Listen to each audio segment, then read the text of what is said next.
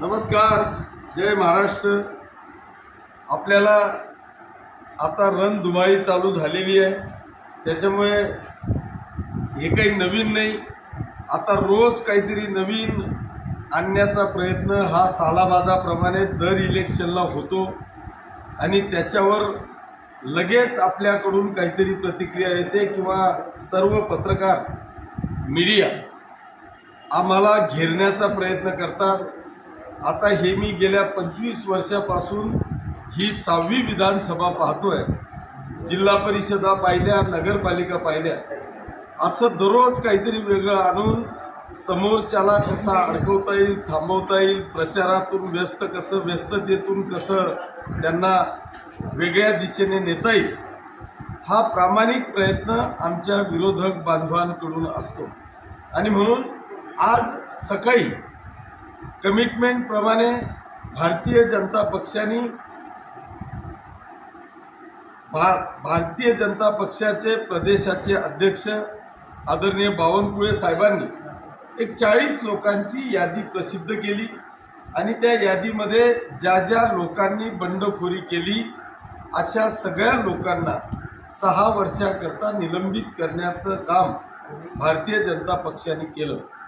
आणि त्याच्यामध्ये नेमकं पारोळ्याचे बंडखोर उमेदवार एटी नाना पाटील आणि पाचोऱ्याचे बंडखोर उमेदवार अमोल शिंदे या दोघांचंही नाव नसल्या कारणाने आज संपूर्ण जिल्हाभर फक्त तेवढीच एक चर्चा आहे।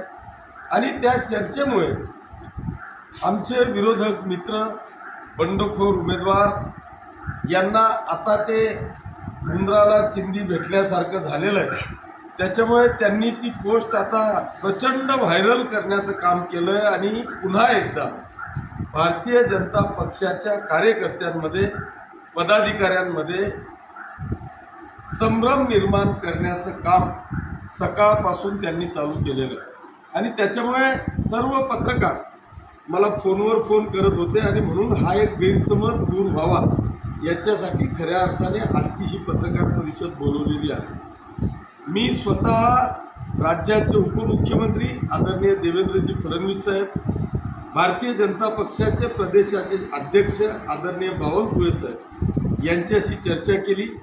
जर तुम्ही ते 40च्या 40 उमेदवारांची यादी की ज्यांना बंडखोर म्हणून त्यांनी घोषित केल्यानंतर त्यांना निलंबित करण्याचा निर्णय घेतला, असे 40च्या 40 उमेदवार हे भारतीय जनता पक्षाच्या विरोधात, म्हणजे जिथे भारतीय जनता पक्षाचा उमेदवार आहे अशा ठिकाणी ज्या ज्या लोकांनी उमेदवारी अर्ज दाखल केलेला होता किंवा बंडखोरी केलेली होती अशा लोकांना त्यांनी निलंबित केलेलं आहे। आता ज्या मित्र पक्षांच्या विरोधात भारतीय जनता पक्षाचे बंडखोर उमेदवार आहेत अशा लोकांचे त्यांनी तात्काळ पक्षाच्या पदाचे राजीनामे मागवलेले होते, ते त्यांनी स्वीकारले आणि ते मंजूरही केले। ते मंजूर केल्यामुळे त्यांना निलंबित करण्याचा प्रश्न येत नाही, कारण ऑलरेडी त्यांना पदावरून हटवलेलं आहे, त्यांचा राजीनामा मागवलेला आहे आणि तो राजीनामा त्यांनी मंजूर केलेला असल्यामुळे हा जो काही गैरसमज पसरवण्याचं काम आमचे विरोधक मित्र बंडखोर अमोल शिंदे हे पसरवण्याचं जे काम करतायत हे चुकीचं आहे। हा संभ्रम निर्माण करण्याचा केविलवाणा प्रयत्न आहे।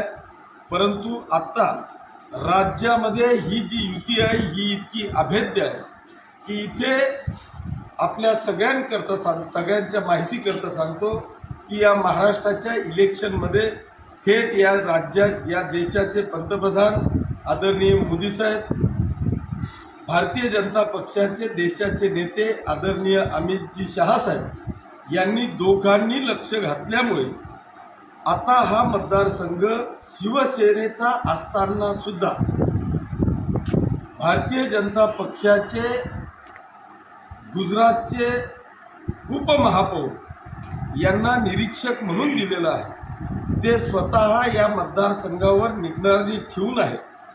इथे उद्या भारतीय जनता पक्षाचे खासदार की ज्यांच्यावर पूर्ण जिल्ह्याच्या 11 विधानसभेच्या उमेदवारांची जबाबदारी दिलेली आहे, असे उद्या ते खासदार साहेब येत आहेत. आता ज्यांच्यावर विधानसभेची जबाबदारी आहे ते उपमहापौर येऊन मला भेटून गेले. त्यांचं नाव परिमल सिंग गोहल असं आहे. आणि ते येऊन गेल्याच्या नंतर त्यांनी मला सांगितलं की आपण काळजी करण्याची आवश्यकता नाही. त्यांच्या समोरच मी आदरणीय बावनकुळे साहेबांशी बोललेलो आहे. त्याच्यामुळे आपण हा जो काही केविलवाना प्रयत्न आमचे विरोधक मित्र करताय, हा भारतीय जनता पक्षाचा कार्यकर्ता आहे, हा विचारवंत कार्यकर्ता आहे. या अशा फसवणूक करणाऱ्या लोकांपासून तो 100% सावध झालेला आहे.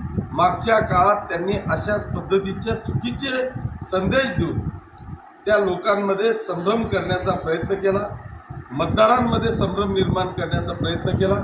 परंतु आता हा संभ्रम माझ्या माहितीप्रमाणे महाराष्ट्रात कुठेही नाही.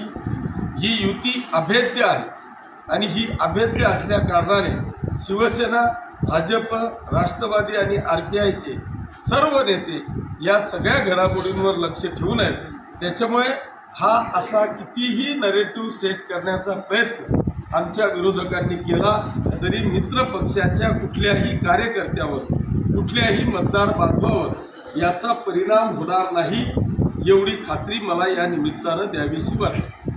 आप्पा, काही भाजपची मंडळी आहे ती अजूनही काम करते अमोलदादा शिंदेसोबत, तर भाजपची जी आपली कार्यकारिणी आहे जळगावची तुझा पाचोऱ्याची, ते पत्रकार परिषद घेतील का या विषयावर? नक्कीच घेतील. हा जो विषय आहे आजच आमचं ठरलं.